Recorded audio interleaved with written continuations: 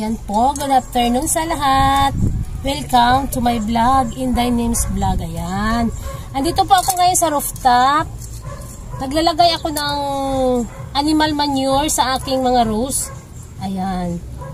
Nag-pruning po kasi ako dito ngayon. Magpo-pruning din ako kasi hindi pa tapos mag-pruning. Ay katulad niyan, babawasan ko yung mga dahon nito para gumanda ulit ang kanilang pagbigay ng mga bagong sibol na mga sanga. Ayan. Ayun po, katulad niyan, maraming mga dahon ng mga pangit na kailangan ko na siya ipoprone. Ito po yung mga animal manure ko.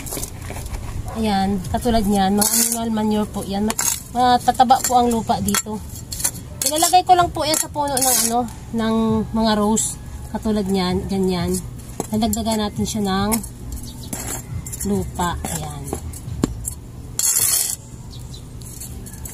Ganyan lang po. Ayan, gaganda po ng lupa na to.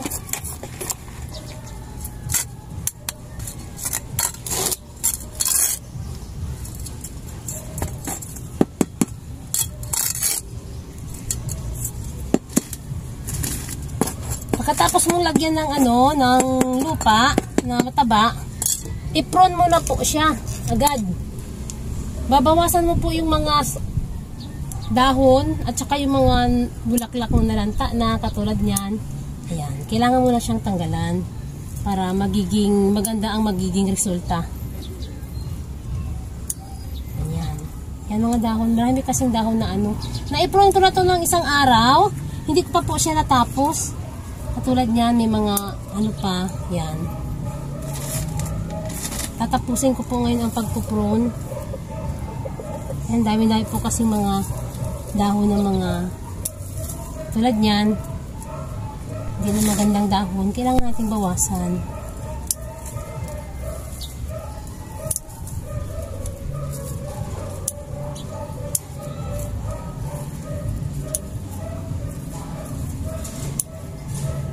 Napakabango po ng bulaklak nito.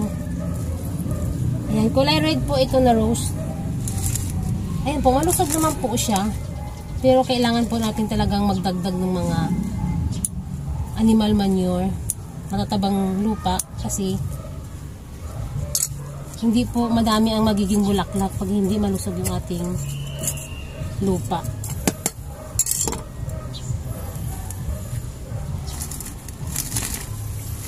Tsaka araw-araw po dapat hinidiligan. Kasi gusto ng rose din laging nadidilig. At tsaka wag po siya ilagay sa malilim. Kailangan may araw.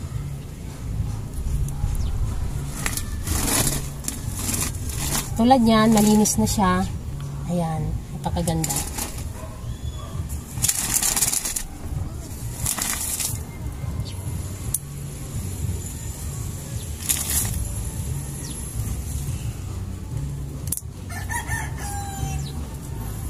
Meron po kasi hindi magagandang dahon. Ayan katulad niya, nagdidilaw na po siya nasa ilalim.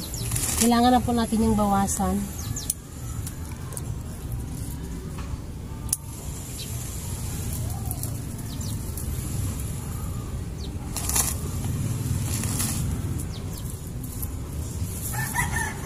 Okay, at tayo'y magtapos muna ng paglalagay ng lupa. Ayan, katulad niyan. Kailangan i-mix muna natin. Pagkatapos po natin maglagay ng animal manure, kailangan na po natin silang diligan. Ayan.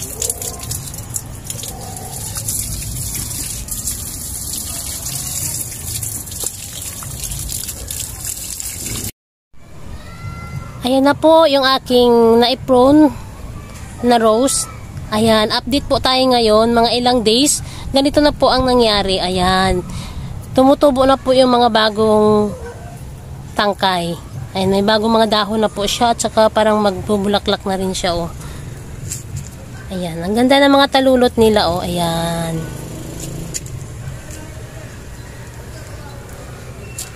Ayan, ang ganda po ng pagka talulot ng bulaklak.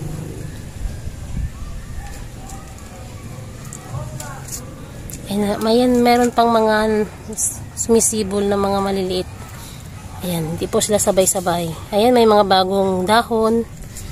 Red rose po ito. Dito ay pula na rose. Ayan, ayan po oh. Ayan, yung mga pula na yan, yan bagong mga dahon. Dito po yung aking mga white rose. Ayan, may mga bagong sumibol na rin siyang mga dahon. Ganyan po siya oh. Ito yung aking mga puting rose na naipron dito. Ay, may mga bago siyang sumibol na mga dahon. Ayan, oh, ganyan. Ayan.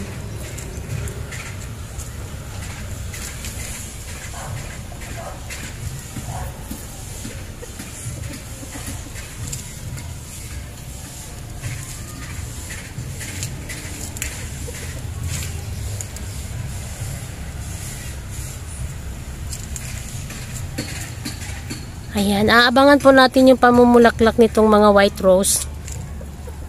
Tiyak, mabilis lang po ito mamumulaklak. Lalo pat nilagyan natin ng bagong lupa na matataba. Ayan, mga lupang matataba. Ayan, oh, ganda ng lupa nila, oh. Nilagyan ko siya ng animal manure. Napakaganda niyan.